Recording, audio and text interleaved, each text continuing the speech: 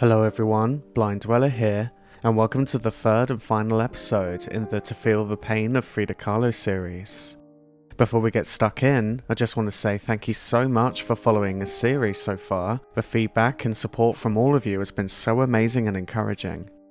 I really hope this last video in the series will quench your thirst for Frida's art, as well as learning more about her fascinating life. In today's video, we'll be looking at her story and artwork right up to her unfortunate death at the age of just 47 years old. Once again, I don't want to drag out another long introduction, as we have much to explore together today. So without further ado, welcome to another video everybody. This is the final chapter of the story and artwork of Frida Kahlo.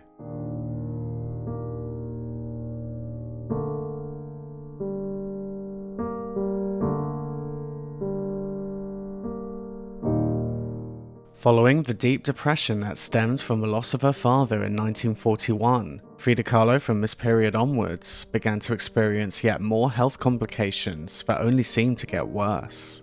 She found herself more frequently bedbound within her famous house La Casa Azul, or the Blue House, which by this time had become a regular place of refuge for her creativity and comforts.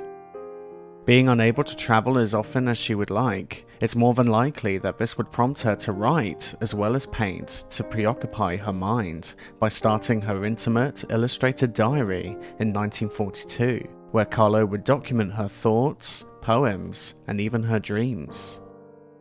Her declining health may have been restricting her gradually more and more as the years went by, but her career in art was only continuing to flourish and evolve. In the following year of 1943, Kahlo was appointed as a professor of painting at La Esmeralda, the Education Ministry School of Fine Arts. After only a few months, however, she was forced by poor health to hold her classes at home in Coyoacan, truly emphasizing how much Kahlo would remain resilient against her restricting health in order to still achieve her ambitions. It would also be during this year that she would release another one of her most recognizable portraits, which she in fact started painting 3 years prior, titled Self-Portrait as a Tehuana. There is already a clue as to what this painting represents within the year that this was first painted, as well as the instantly noticeable face of Diego Rivera that could be seen on Frida's forehead. This painting is believed to have been started during August of 1940, the time period of which she and Rivera were briefly separated. An even bigger clue is revealed within its alternative titles of Diego in My Thoughts and Thinking of Diego. Quite simply, this painting expresses Kahlo's desire to hold on to Rivera, who continues betraying her with his affairs with other women. But in spite of their divorce, as evidenced by the miniature portrait of him on her forehead, it seems Frida cannot get him out of her mind. She again displays herself in an elaborate Mexican traditional Tehuana costume. On her head she appears to be wearing leaves, and the roots resembles that of a spider's web. It's believed that this might represent her thoughts that have trapped Rivera within them. Ever since surviving her violent bus accident 19 years prior, the permanent damage it caused to Kahlo's body would cause some of the most unimaginable chronic pain. We already know that frequent visits to doctors, physicians, and surgeons was a huge part of her daily life because of this, but it would become apparent that the pain she suffered from her irrevocably damaged spine would play a particularly hindering role in her life. Frida would undergo a total of 32 surgeries throughout her lifetime, as well as the need to wear 28 different medical corsets for extended periods. And by 1944, her physical pain became so unbearable that the need to express this in her art could no longer be restrained, which brings us once again to that famous portrait of hers titled The Broken Column, painted by Kahlo that very same year. Now I know I've already briefly mentioned this painting, but since we've reached a certain point in her life, I think it's worth looking at again in more depth. As described by many sources, this single portrait, out of many of her other portraits that express her pain, this one by far portrays it in the most brutally honest fashion compared to her other works. Here, Kahlo again seems to stare directly at the viewer with eyes that are streaming tears down her face. Her hair is not tied up like it often is in her portraits, but instead it's lying limply behind her shoulders. Not only is she unclothed with just a medical corset and a bedsheet around her, spotlighting a sense of vulnerability to us, but she also stands isolated in a desolate wasteland and completely alone, which, other than her noticeable tears, signifies her emotional state at the time. But as well as baring her skin, she also goes a step beyond and displays what lies inside of her.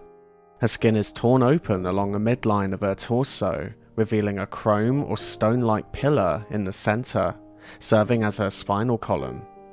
If you look closely, the pillar appears to be cracked in many places and seemingly falling apart. What I find particularly interesting regarding a background as well, at least from a creative point of view, is how much like her cracked pillar spine, the ground itself behind also appears to be cracked, as if there's a chaotic earthquake happening behind her, serving as a mirror image to her physical and emotional states. The many nails that cover her body and the white sheet are theorized to be symbolic of how her poor health has restrained her, literally pinning her down, refusing to let her free. Or, on the other hand, as you may notice, the pins seem to trickle all the way down her right leg, but not her left. So this may also be hinting at when she had polio when she was younger, and how her right leg was affected as a result. However, it's also perfectly plausible to assume that these many piercing pins could represent how Kahlo is basically covered in pain. But what makes it more harrowing is her seemingly calm composure and her emotionless face despite her tears. It's almost as if her body is reacting to the pain, but mentally she's become numb to it, as if she's just helplessly letting herself be consumed by it. After this particular spinal surgery, she was made to wear the metal corset as part of her recuperation and support for her back, which can be seen in some photographs taken during this period. In the years that followed, Kahlo's health problems would only continue to affect her in different ways. For example, this painting titled Without Hope was painted in the year of 1945, when Kahlo was forced to be fed by the prescription of her doctor. In the back of his painting, Kahlo wrote down the following explanation, quote, "Not the least hope remains to me. Everything moves in time with what the belly contains." End quote. At this time, Kahlo was suffering from a lack of appetite due to her many surgeries and numerous illnesses. She became very thin and malnourished.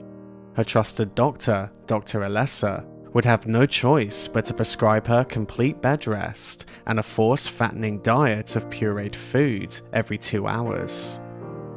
In this painting, Frida Kahlo depicts what she went through with the forced feeding diet.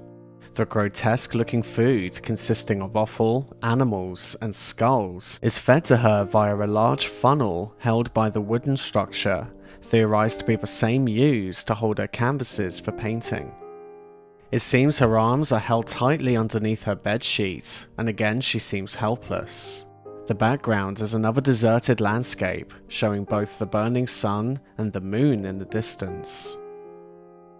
In the following year of 1946, Kahlo's back had worsened to the point that she could no longer sit or stand continuously, and again had to return to the hospital bed for yet more surgery to her spine. This time in New York, which would prompt Kahlo to create the painting titled The Wounded Deer, another one of her most familiar works. Although Frida would endure a total of 7 spinal surgeries throughout this time in her life, this particular operation is considered arguably one of her most devastating, given its context.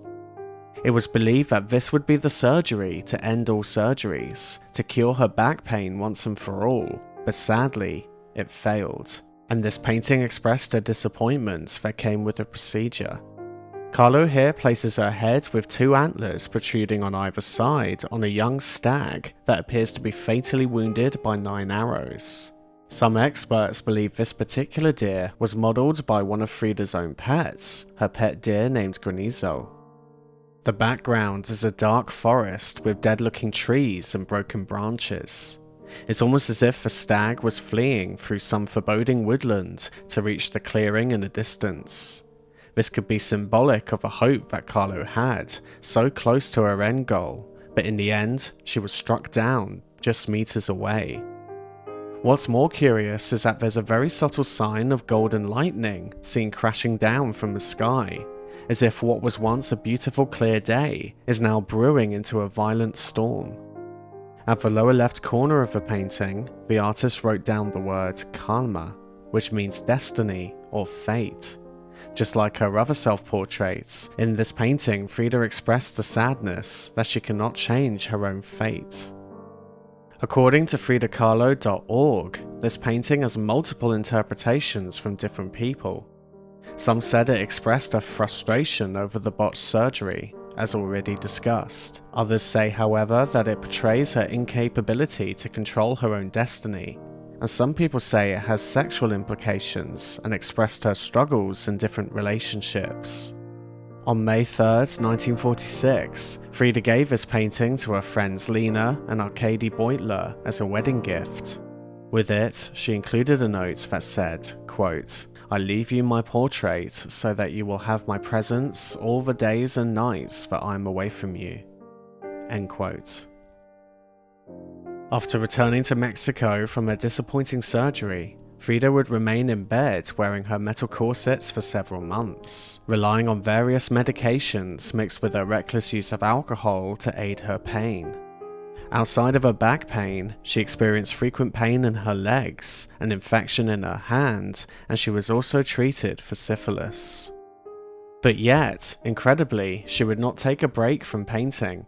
In fact, as far as she was concerned, her art would seem to be the only thing to provide her with the hope that she so desperately wanted. To indicate this, in a letter she wrote to her friend, she mentioned her painting titled Tree of Hope Remains Strong, completed in 1946, as, quote, "nothing but the result of the damned operation," end quote. Kahlo presents us with two versions of herself, a theme not unfamiliar at this stage in her collection. But this time, she experiments with the night and day concept, displayed side by side to create opposing moods. On the right, Frida is sitting down and silently weeping in a red Tehuana costume. In spite of her tears though, she is softly smiling, appearing strong and confident. Behind her on her left, on a hospital trolley, lies the second Frida, who is anesthetized and her surgical incisions are visible and bleeding. Frida is holding a pink orthopedic corset while sitting in a wooden chair. In her other hand, she's holding a flag which has the words from the song Cielito Lindo, Tree of Hope, Remain Strong. On the flagpole there is a red tip that is believed to either represent a surgical instrument stained with blood or a paintbrush dipped in red paint. The barren landscape behind her has two fissures, which is theorized to be a metaphor of the wounds on her back. Frida worked on this painting for one of her patrons named Eduardo. In a letter to him, Frida mentioned, quote, "There is a skeleton, or death, that flees in the face of my will to live." But later she removed the skeleton, apparently to please Eduardo. In this portrait, by putting two Fridas together, it seems one is a victim of a botched surgery, but the other is the heroic survivor. In a very real sense, Kahlo is expressing her determination not to stray from hope. Here she is becoming her own heroine and taking charge of her destiny.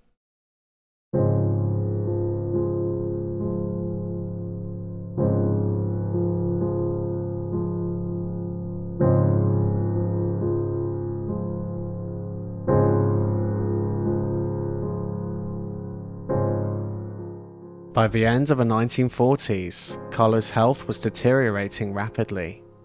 After returning from hospital, her health became so bad that she would be confined to a wheelchair and would need assistance from nurses for much of the rest of her life.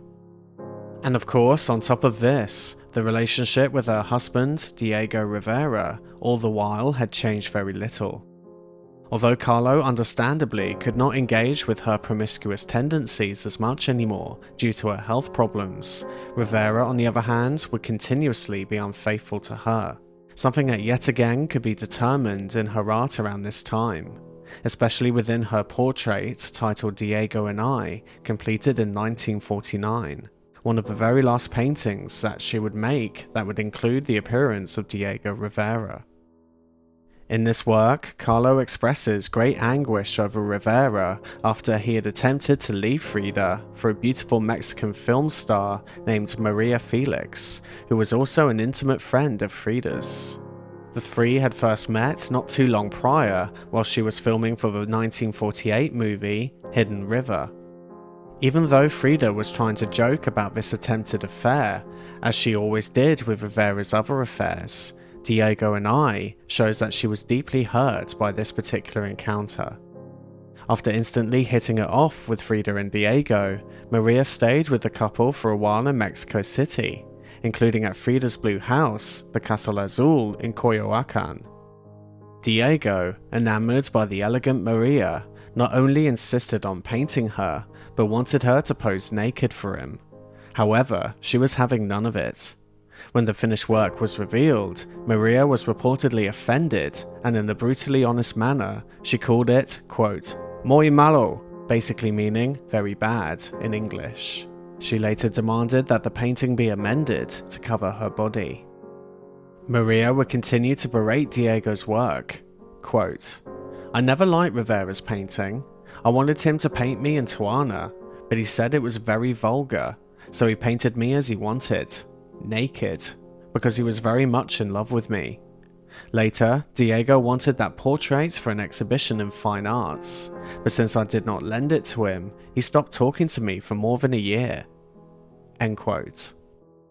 In spite of all this though, Diego still relentlessly lusted for Maria, to a point where he had even written to her asking her to marry him. Just to give you an idea of how desperate Rivera was to win Maria's affection, here's an example of what he would write to the actress.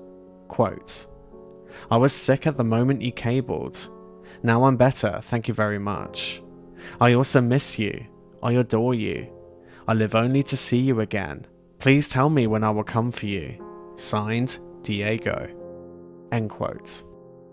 As for Kahlo during all this, in failing health, heartbroken, yet still cunning, she tried to get back at her husband in the best way she could, with a counter move in which she allegedly also proposed to Maria by letter.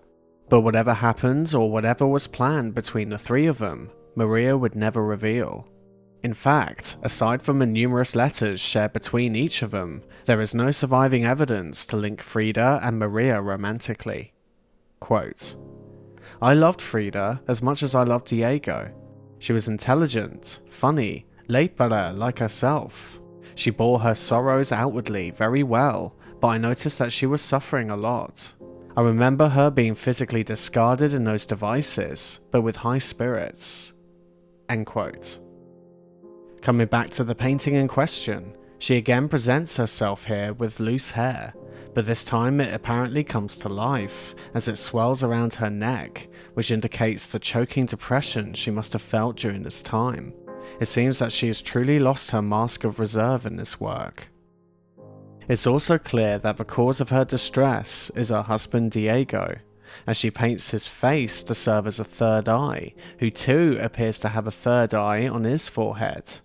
Although Frida characteristically stares directly at the viewer, with tears running down her cheeks, Diego seems to stare beyond the viewer, disinterested, focusing elsewhere on anything other than this moment with his wife. To provide a touching indicator of just how prevalent Rivera was in Frida's thoughts, all can be revealed within her diary, much of which is a love poem to him. Diego, I am alone. Then a few pages later, my Diego, I am no longer alone. You accompany me, you put me to sleep, and you revive me. In a more romantic moment, she wrote the following, quote, Diego, nothing is comparable to your hands, and nothing is equal to the golden green of your eyes. My body fills itself with you for days and days. You are the mirror of the night, the violent light of lightning, the dampness of the earth. Your armpit is my refuge. My fingertips touch your blood. All my joy is to feel your life shoot forth from your fountain flower, which mine keeps in order to fill all the paths of my nerves, which belong to you." End quote. By the beginning of the 1950s, in the build-up to Frida Kahlo's death, her artwork rather noticeably began to move further away from her usual self-portraits and more towards her still-life paintings. But make no mistake that much human emotion can still be detected in these works, not to mention a great deal of political messages from Kahlo. One defining example would be a painting titled Tears of a Coconut, or otherwise known as Weeping Coconuts or Coconut Tears, completed between 1950 and 1951. Here the coconut is given some personality, is given prominent eyes that are sobbing. It's been speculated by some sources that this shift from portraits to still life may have been due to her being heavily reliant on strong medication that was mixed with her frequent use of alcohol during this period. As a result, she would begin working on much smaller paintings with less complex objects.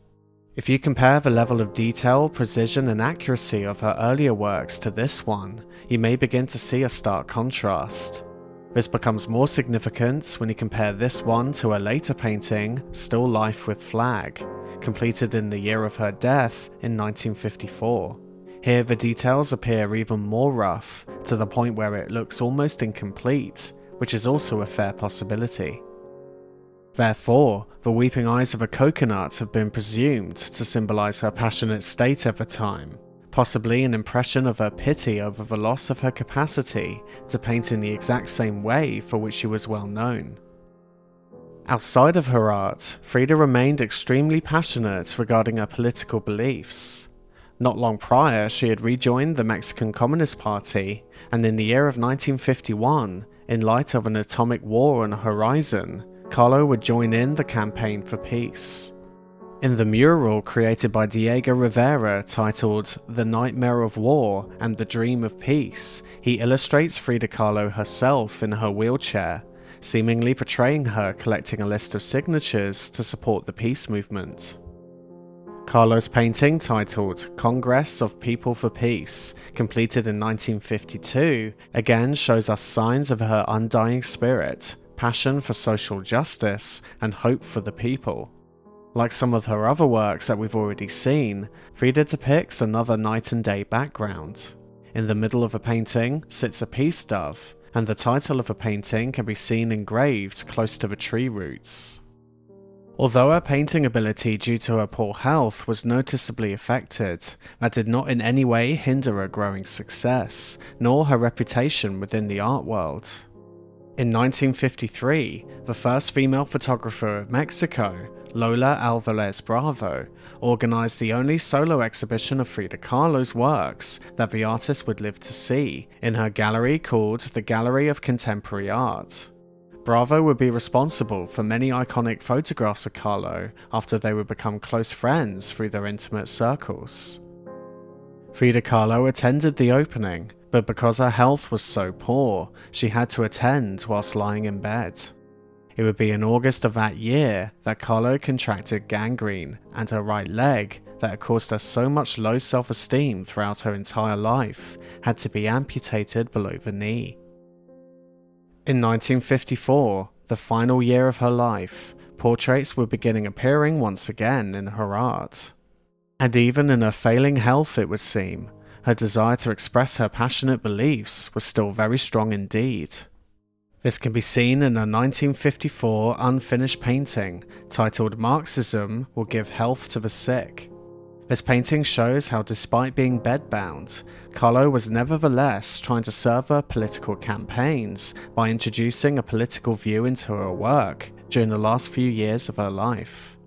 Here, Frida embraces the utopian belief that she and all other people in this world can be freed from pain and suffering and saved by the socio-economic foundation of Marxism, which, as we already know, she was a particular advocate for. The face of Karl Marx himself can be seen in the top middle right. Kahlo displays herself wearing her medical corset and standing against a divided background, consisting of one half that represents peace and the other half that contains destruction, such as a mushroom cloud seen in the lower right-hand side. Here, her health seems to be cured by two large hands, which are symbols of Marxism. In her own hands, she holds a red book of Marxism as she simultaneously tosses aside her crutches. She later commented on this painting, quote, "For the first time, I am not crying anymore." End quote.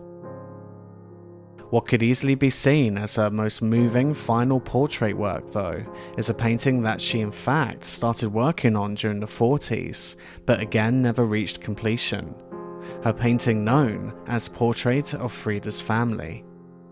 She apparently worked consistently on this painting during her stay in the hospital in 1950. But after her older sister Matilda passed away in 1951, she stopped working on it to start her Portrait of My Father painting that we've already seen. In this work, it seems Kahlo is truly reflecting on her loved ones and those who have affected her during her life. On the top are her grandparents, and in the center, her parents Guillermo and Matilda. In the bottom, Frida stands at the center, and her two sisters, Matilda and Adriana, stand next to her. On her left side is her younger sister, Christina. It still remains a mystery, however, who the three unfinished figures are. Some said two of them are Christina's children, Isolda and Antonio, but others stated that they are Frida's two half-sisters, Maria Luisa and Margarita, from her father's previous marriage. Another small sketchy figure is not really identifiable, but it may be Frida's older brother, who survived only a few days after his birth. The crude semblance of a fetus is also shown in the center, which might represent the children Kahlo lost due to a miscarriage or abortion. In her final days, Frida Kahlo began to suffer from pneumonia and seemed to almost anticipate her death, even speaking openly about it to people and drawing images of skeletons and angels in the last entries of her journal.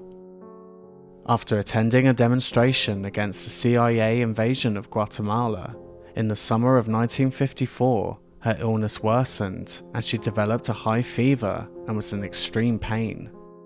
Finally, at approximately 6 a.m., on the 13th of July, 1954, one of her nurses found her lifeless body lying in bed. The cause of death was reportedly pulmonary embolism, although no autopsy was performed, making her exact cause of death still open for heavy debate, even to this day.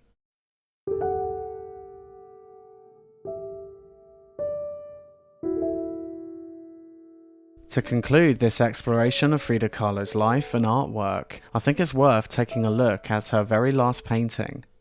Only 8 days before she died, Kahlo finished the painting titled Viva la vida, Watermelons, consisting of many vibrant watermelons complete with a final message from the artist.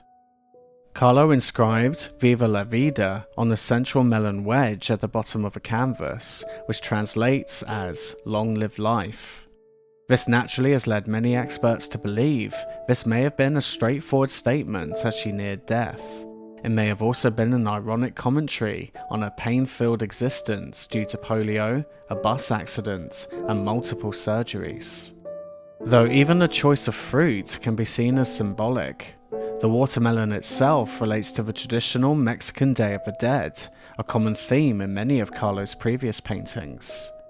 It's said by some that relatives imagine their dead feasting on watermelon and other favourite foods. On this day, Mexicans celebrate their dead rather than mourn them.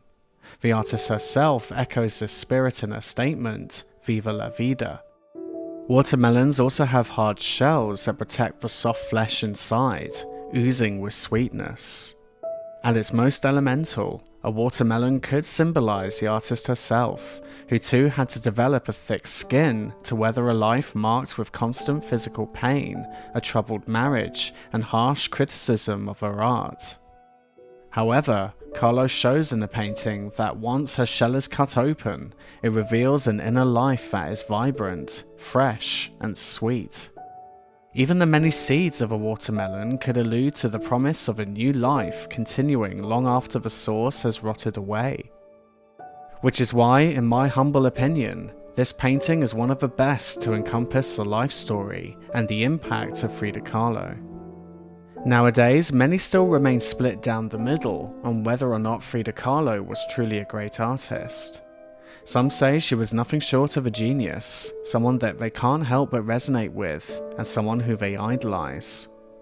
On the other hand, some say that she was overrated, amateur, nothing but a communist sympathizer who only created works that emulated self-pity. I have even seen comments that highlight both of these outlooks on my channel. It's true that there will always be valid points and poor assessments on both sides when it comes to this, but this is when I feel it's important to highlight one of the most fundamental aspects of art, which is its total and utter subjectivity. I didn't want to work on this documentary to tackle a theme of whether or not she was as good as people say or as bad as other people say. What I wanted to do was simply put her story to the paintings she created, to find the words that lay hidden in her brushstrokes, to truly lay out what she wanted people to see. It is for you to ultimately come to your own conclusion on how great people say she was, or indeed otherwise.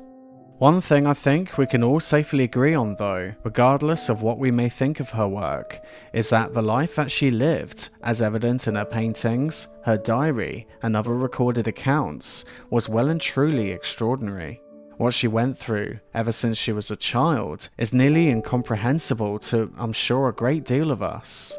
Yet right to her final breath, it seems, she did not give up on her resilience, even when she knew the end was near. The reason why I wanted to name this documentary To Feel the Pain of Frida Kahlo is because that always seems to be the exact same feeling I get whenever I lay eyes on her paintings. I feel the pain she endured when looking through her work, made all the more strong when reading her biographies and journal entries. But the way she turned pain into something that's beautiful, even relatable at times, is something really precious to consider. As I said, it's best left to you to decide if she's as good or as bad as an artist as people say. But the very fact that her name is still on the tongue of many art fans and art historians alike to this day, given the effect she has had on many generations, and the fact that her highly in-demand paintings are still showcased year after year with increasing value, shows for absolutely certain that the Viva la vida message in her last painting undoubtedly came true. It is more than mere coincidence that her work has lasted this long and influenced so many.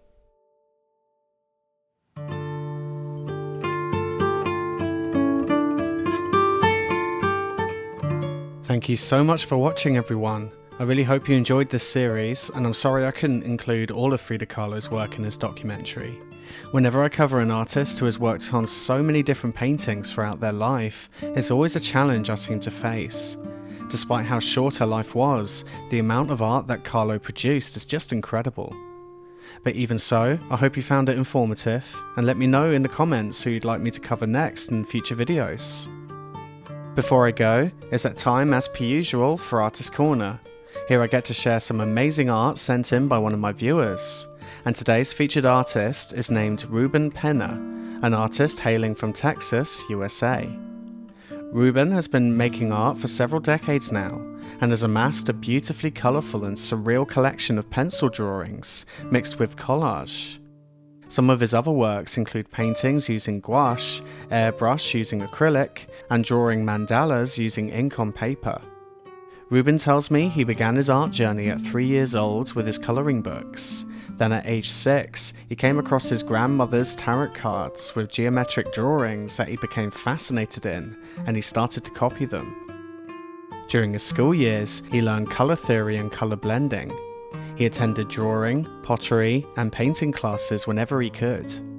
Even when he was drafted into the army after leaving high school in the late 60s, he still continued to create, drawing and dabbling in photography whenever he got the chance. Until finally, he would get the chance to go to college and university, obtaining degrees in fine art. Ruben is mostly influenced by the likes of Salvador Dali, MC Escher, Jack Kirby and Steve Ditko in the 60s, and most recently, John Ken Mortensen, Zdzisław Beksiński, Marcus Mazzoni, and Chris Mars. When it comes to his art though, his focus mainly leans towards his interest in human anatomy, geometric shapes, landscapes and robotics. When he was younger, he tells me doing art during his early life was to see the limits of his talents.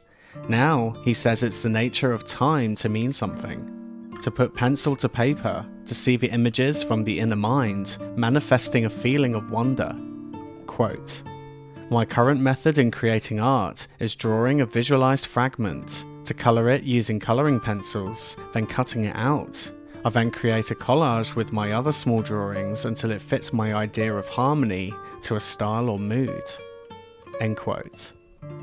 If you'd like to see more of these stunning works of Rubens, I highly suggest you head over to his Instagram page, via the username you see on screen, or in the link that I left in the video description. If you too would like me to potentially showcase your art in Artist Corner in my videos, I'd love to hear from you. Please email me a bit about yourself, as well as some of your art of course, to blinddweller@gmail.com, or feel free to message me on Instagram. Also, please be sure to join my Blind Dwellers Art Club on Discord, where you can get the opportunity to meet new artists like yourself, get some tips on how to improve your work, or literally just post some memes. Either way, you're more than welcome. Finally, as always, a massive, undying thank you to all of my loyal patrons and channel members, and a special shout out to all of my top tier donators. Mrs. Kelkel, Tyler Butler, Harley Raven, Eric Lamarca, Tyler Rogers, Dave MC, Booty Magic, Molotail, The New Ongoing 24, E. Quatamok, Ken B, Lee Flowers, Calvin Kai, Akaiser, Carol H, Fernando Achicaro, Large Fatty or Big Chad, Charlie Sancheesy, and Paul Pereira. Thanks again for watching. See you in the next one soon. Keep being creative, and bye for now.